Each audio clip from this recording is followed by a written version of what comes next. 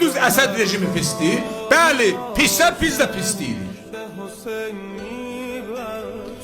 Deyirdiniz buna göre ki devirəsiz. Devirdiniz. İndi bir nəfər gəlib.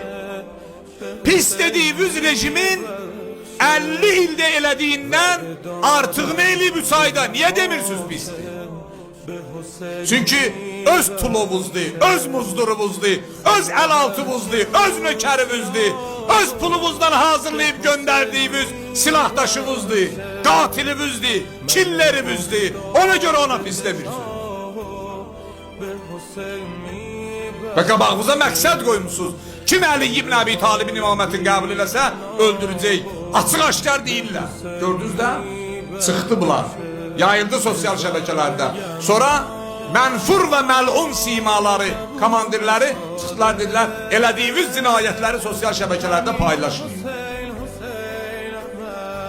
Paylaşmayın. Heç kimdə. Allah'tan başka heç kim bilməsin. Yenə yetər.